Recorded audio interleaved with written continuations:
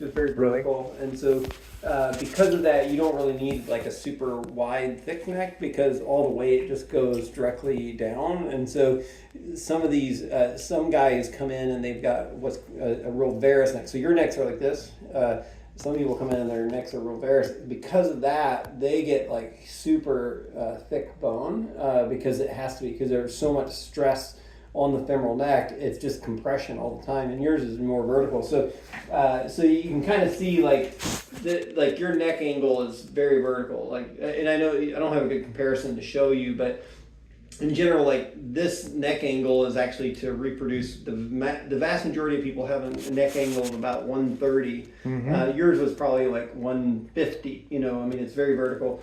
So anyway, it looks great. So I put one little cable around that, and the stem is very stable. It's a nice solid stem. It's sitting in there pretty, and so it hasn't moved or anything. And so this is kind of your post-op X-ray here, and so kind of looking at looking. That was immediately post-op. That's immediately post-op, and so then this is, and then I'll compare it like here, and then I'll put this one on, and so that's in the same spot. So I'm super happy with the way it's looking. So take it still easy. I don't want you to go crazy and start dancing and stuff like that. But I think it's in there pretty solid and looks really good. And so you're gradually feeling like it's better and better. Oh yeah, absolutely. Yeah, and so I'm super happy with it. And so that, you remember when we were, and I'm sorry that hurt you there. You remember when I saw you originally, and I moved your hip, and that's when I heard that. The crepitus? Yeah, the crepitus, and that's gone. Yeah, and so I think that's fantastic. Pain's doing fine? Yeah. Yeah, and do you need anything for pain, and are you home, or were you I'm at home. Okay, and so I think this looks really, really good. So I'm going to probably say for the next 4 weeks, just 4 weeks, let's kind of keep, the walker just keep kind of slow things down, let things heal. As long as you don't, overdo it or anything. If you're just gradually getting better and better and better, that's what I want to hear. What is overdoing it? Well, overdoing it like getting rid of the walker and just going out for a 3-mile walk. You're not doing that yet, are you? I'm not. And so that's overdoing it. And so as far as you don't need to kill it as far as like single leg squats on your new operative hip or anything like that.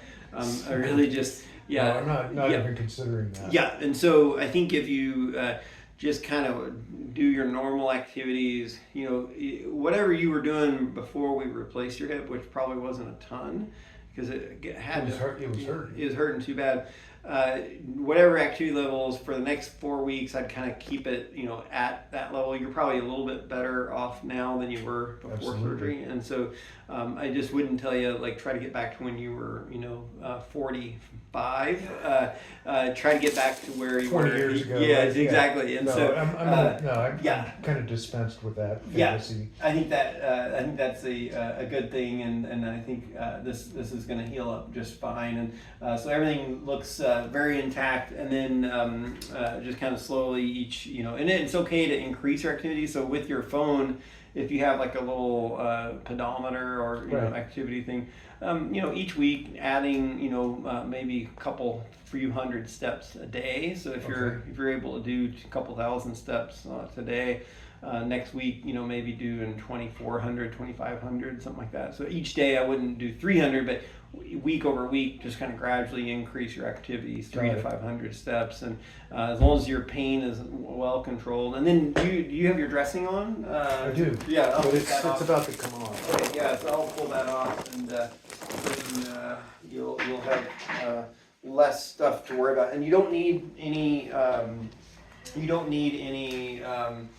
coverage anymore when you're showering. And so as far as just let it rip. Yeah, it looks like someone changed it for us. Yeah, I got it once. Yeah, it fell off. Yeah, no worries. And so that looks beautiful. Look at that. A really small incision for it is everything for everything that go in there, right? That is it's pretty amazing. It's kind of like getting it's like pulling a rabbit out of your hat, right? Putting a rabbit back in your hat. Exactly. It's pretty awesome. So it's funny you say it, 'cause we just got back from Estes Park on I got back from Estes Park on Sunday. Friday, we went to a magic show. And so we were at the Stanley Hotel, you know, the Shiny? And the Stanley Hotel, and you can pull it up. What about the those will strips? fall off on their Just own. leave them alone? Yeah, so they may fall off tomorrow, Okay. but if they do, so be it. But What I'm about super- immersion? Give us another probably week or so. Okay. Maybe when the steri strips fall off. Okay. If, don't forget your fly. And so can't do that. when the steri strips fall off, I think you're good. But maybe a week from now should be fine. And Okay. and I think you're just going to see improvement over time. And so I love it. And so I will send in a prescription for amoxicillin for you for dental cleanings. And so we always like to cover our bases. If you're going to go get your teeth cleaned, just Okay. take an antibiotic. And so I'll send that into your pharmacy. Anything else I can do for you? No, I mean, I've DC'd all the, the opiate pain meds. Good. So I'm just, Yeah, man, that hip was just terrible, and so it's amazing. That's just bad. And so this is a good example. When I say valgus, looking at this hip doesn't do it justice. Looking at your right hip, this is so vertical, and like I don't even think I saw your hip, but literally your femoral neck is just very vertical, and so and I didn't even think about it. Like I just going in, like it was just more once I got into your hip joint. If you look at this cortices, like I have guys that their femoral neck up here is this wide, this thick. wow. And so yours is just super thin, and of course you are a big, tall guy. So your stem, needs it literally. Like had I stopped at size 5 stem, would have not probably broken the neck. The problem is with your size and just everything, a little small stem would just swivel in there and get loose. And so you sort of have to get big enough that everything fits in tightly. But man, that thing's lodged in there.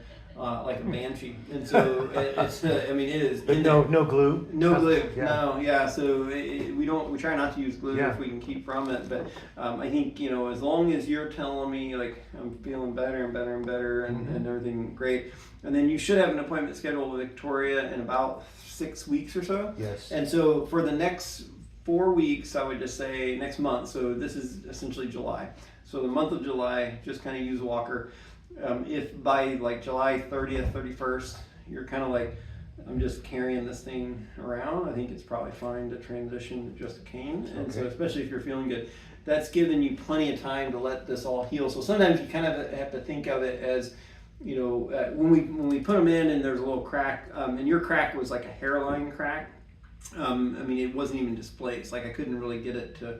It wasn't displaced. It was just like a little tiny crack. If I did nothing and you got up and moved around or got up from a chair, you could just blow that apart, and then you'd come in and your stem would be down here, Wobbling, and your femur, and you'd be terrible. So all I do is I pull it out and I put that cable around it and just set it right back in.